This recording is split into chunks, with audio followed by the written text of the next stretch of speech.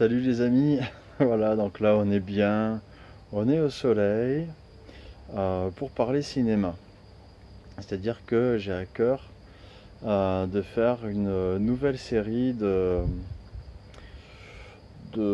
playlists sur Facebook, sur YouTube. Et donc ça sera dédié au cinéma. Le but c'est de vous présenter des films et puis de vous expliquer un petit peu euh, comment on peut utiliser ces films pour approcher de Jésus, parler de Dieu avec, avec ces films comme support. Donc évidemment il y aura des spoils dans cette série de petites vidéos. Donc je vous conseille de regarder les films avant d'écouter les vidéos et puis après de revoir les films avec vos amis. Voilà, les gens avec qui vous souhaitez partager l'évangile et la joie de vivre avec Jésus. Alors pour la première vidéo, je vais vous parler de Narnia. Pas Narnia 1, ni le 2, ni le 3, mais le 1, le 2, le 3 en même temps. Parce que si vous regardez le 2 et vous n'avez pas vu le 1 et le 3, ça ne sert à rien du coup.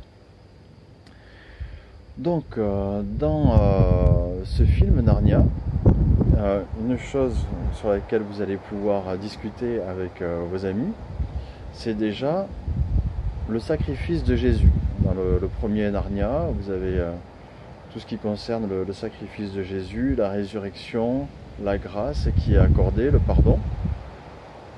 Vous avez aussi les relations fraternelles qui sont abordées avec les disputes qu'il peut y avoir entre les frères et sœurs. Donc ça, si vous avez peut-être des enfants ou qui se disputent entre frères et sœurs, ça peut être aussi intéressant d'utiliser ça pour qu'ils puissent voir ce que ça fait quand on est celui qui est rabroué, celui qu'on ne croit pas, celui qui subit les injustices. Ça permet de se placer un petit peu de son point de vue quand on est peut-être celui qui commet les injustices et qui rabroue les autres. Donc ça permet un petit peu d'ouvrir à ce genre de choses. Les deuxième et troisième permettront aussi de voir aussi les miracles et puis d'aborder aussi le thème du Saint-Esprit, puisqu'on voit que Aslan parle à Lucie, il a une relation particulière avec Lucie, on dira. Est-ce qu'il a une relation particulière avec Lucie? Est-ce que c'est Lucie qui a une relation particulière avec lui? Ou est-ce que finalement c'est la seule qui réussit à avoir cette relation avec lui? C'est-à-dire que sans qu'il soit présent physiquement, Aslan parle quand même à Lucie. C'est-à-dire qu'elle le voit, elle l'entend, alors que physiquement il n'est pas là.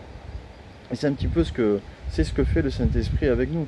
Physiquement, Jésus n'est pas là avec nous, mais son esprit est en nous. Et nous, c'est pas que Jésus fait des différences entre les uns et les autres, mais c'est nous qui avons une relation différente avec lui. Parce que lui, il veut la même relation avec chacun de nous, mais nous ne sommes pas tous capables, parce que notre religiosité, nos raisonnements, qui nous empêchent de vivre la relation que Lucie a avec Aslan. Voilà. Donc ça, c'est beaucoup de thèmes que vous pouvez aborder. Ce sont que quelques exemples. Il y en a bien d'autres à découvrir. Je vous invite à demander à l'Esprit Saint justement de vous les montrer. Et puis la prochaine fois, peut-être que je ferai quelque chose comme Facing the Giant ou peut-être La Cabane ou oui, ce genre de film. En tout cas, je recommande de les regarder. Je vous recommande aussi le livre Narnia qui reprend les 7 histoires, parce que souvent on croit qu'il y a peut-être que 3 histoires dans Narnia, mais en fait il y en a 7 au total, mais il n'y en a que 3 qui ont été faites en film. Voilà, bien que Dieu vous bénisse, passez une bonne séance de cinéma et à bientôt.